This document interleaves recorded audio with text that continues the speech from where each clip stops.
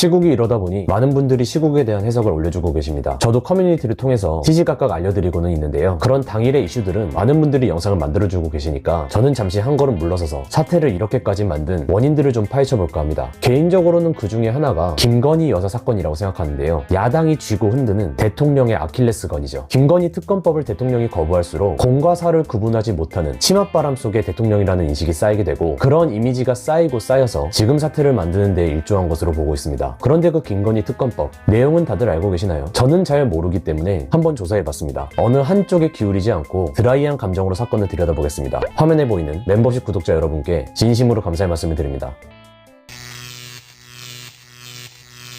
아무래도 시리즈로 이어질 것 같습니다. 한 7가지 의혹으로 이루어져 있어서 영상 한 편으로 마무리되기는 힘들어 보이는데요. 그 중에 가장 유명한 사건은 아무래도 도이치모터스 주가 조작 사건이 되겠죠. 최대한 악의가 담긴 컨텐츠를 보면 알아야 할 것, 몰라도 될 것 전부 알 수 있을 것 같아서 일부러 MBC의 PD 수첩을 집중해서 봤습니다. 씨발 존나 힘들었네. 그렇게 알아낸 사건을 최대한 간단하게 정리를 해보면, 2009년 11월 중순 도이치모터스의 권오수 회장이 주가 조작단과 주가 조작을 모의합니다. 그리고 바로 2달 뒤인 2010년 1월에 권오수 회장이 주가 조작단에게 김건희 여사를 소개시켜주죠. 권오수 회장은 주가 조작단을 골드만삭스 출신이라면서 김건희 여사가 투자 위탁을 맡기도록 영업을 했습니다. 김건희 여사와 권오수 회장은 알고 지낸 지 20년 정도 되다 보니까 김건희 여사는 그 자리에서 바로 본인 계좌 담당자와 주가 조작단을 연결시켰다고 해요. 물론 주가 조작단으로서가 아니라 위탁 관리사로서 말이죠.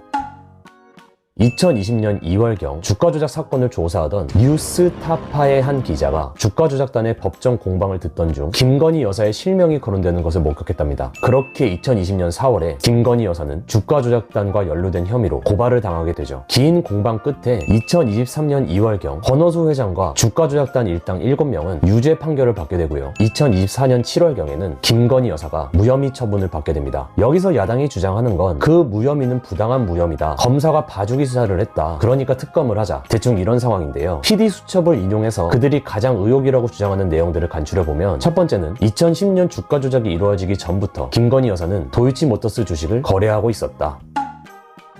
두 번째는 녹취록에서 김건희 여사가 사라고 하던가요? 받았나요? 이렇게 말하는 대화의 정황.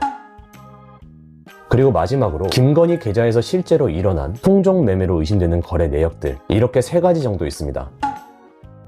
이게 야당이 주장하는 김건희 여사를 의심하는 정황들입니다. 이렇게 3가지를 기억하셨다면 지금부터 이 3가지에 대해 객관적인 생각을 풀어보겠습니다. 먼저 첫 번째, 주가 조작이 일어나기 전부터 도이치모터스를 거래하고 있었다는 점. 사실 김건희 여사는요, 2007년부터 도이치모터스 주식을 소유했던 사람입니다. 유상증자에도 참여했었다고 하고요. 당연히 보유하고 있던 주식의 수는 몇억, 몇십억 어치 정도가 되겠죠. 권오수 회장은요, 도이치모터스 주식이 상장하기 전부터 영업을 했다고 합니다. 몇 명인지는 모르겠으나 그렇게 해서 주식을 사게 된 사람이 김건희 여사인 거죠. 아무래도 권오수 회장과 20년 지기이다 보니까 자연스레 그렇게 엮이게 된 것 같아요. 어쨌든 주가 조작 전이 아니라 2009년 이전부터 거래했다고 봐야 할 것 같습니다. 그런데 그게 어떻게 주가 조작을 했다는 증거가 될 수 있을까요? 작정하고 까내리려고 만든 PD 수첩에도 도이치모터스 주식 거래가 활발하게 바뀐 시점이 2010년 주가 조작 시기부터였다고 합니다. 제가 볼 때는 크게 문제가 있어 보이진 않아요. 두 번째, 녹취록에서 나온 사라고 하던가요? 받았나요? 라고 물어보는 대화 내용입니다. 통화를 건 사람은 신한투자증권, 대신투자증권 같은 김건희 여사의 계좌를 담당하는 담당자였다고 합니다. 이미 위탁관리사에게 계좌를 맡기긴 했지만 투자회사 입장으로선 재차 확인하는 편이 안전하겠죠. 거래량이 기본 1만 주, 많게는 10만 주 정도도 매매했다고 하는데요. 이 정도면 오히려 확인 없이 그냥 진행하는 게 이상하지 않나요? 개념 있는 투자회사라면 그렇게 큰 금액을 거래하는데 당연히 확인 전화 정도는 했을 겁니다. 그런 상황에 담당자에게 받았나요? 사라고 하던가요? 이런 대화가 이상하게 들리십니까? 무엇보다 여사님 쪽에서 전화한 게 아니고 담당자가 여사님 쪽에 전화를 걸었던데요. 아니 이러나 저러나 이상하게 보려면 이상하게 보일 수도 있긴 하겠네요. 세 번째, 김건희 여사 계좌에서 통정거래로 의심되는 거래 내역들이 대량으로 발견된 것. 아니 당연히 있겠죠. 위탁을 맡긴 사람이 주가 조작단이었다고 하잖아요. 157개의 계좌를 이용했다고 하지 않습니까? 그 중에 하나가 김건희 여사의 계좌인 거고요. 주가 조작단이 관리하고 있었으니까 당연히 이상거래 내역이 많겠죠. 아니 이런 당연한 거 물어본답니까? 그러니까 세 번째는 그냥 패스할게요.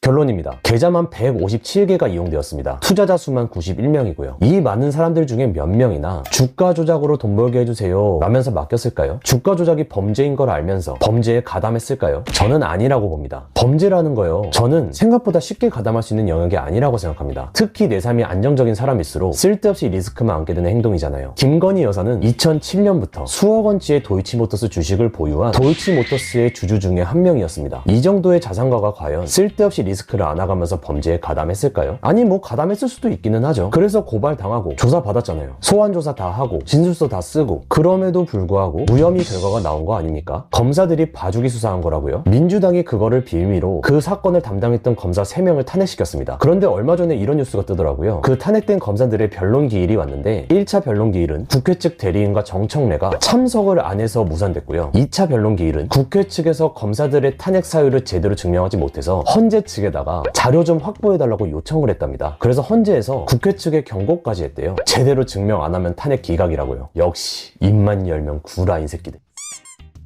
어떤 사람이 범죄자라고 주장을 하려면 그에 마땅한 증명을 해야죠. 증명하지 못하면 설사 진짜 범죄자라고 해도 범죄자가 될 수 없는 게 대한민국입니다. 무죄 추정의 원칙이잖아요. 그런데 증거라기보다는 의혹이라고 할 수밖에 없는 것들만 늘어놓고 범죄자라고 주장을 하는 건 이거 무고죄 역풍 맞아야 하는 거 아닌가요? 이미 무혐의 판정까지 받았던 사건인데, 그래서 그 판정이 마음에 안 들어서 검사까지 탄핵시켜놓고 그 탄핵 사유도 제대로 증명하지 못하면서 그래놓고 특검을 하자고요? 특검이 무슨 애들 장난입니까? 이건 영부인이 아니라 옆집 아줌마였어도 거부권 쓸만했어요. 멀쩡한 사람 죄인 만들 일 있습니까? 어쨌든 주가 조작 사건 하나만 본다면 별로 혐의가 없어 보입니다. 그냥 더불어 구라당이 또 구라나 치면서 정치적으로 이용해 먹으려는 걸로밖에 안 보여요. 추가로 뭐가 더 나왔다고 주장하던데 뭐 편지? 계약서? 근데 그거 어디서 나왔을까요? 검찰들이 탈탈 털 땐 안 나오던 것들이 무려 14년이나 지난 지금에 와서야 나왔다고요? 무슨 냄새 안 나십니까? 김건희 줄리 사건도 이런 식이었죠. 어디서 증인이라고 데려오긴 했는데 증거는 하나도 없고, 근데 여론으로 진짜 줄리로 만들어버리고.